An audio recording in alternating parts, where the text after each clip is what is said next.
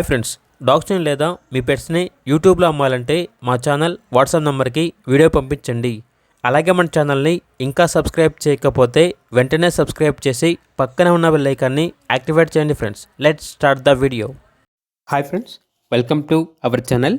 ఈరోజు మీకు some top quality షిజు puppies అనేవి అమ్మకానికి అయితే తీసుకురావడం జరిగింది. మేల్ అండ్ ఫిమేల్ అవైలబుల్ ఉన్నవి.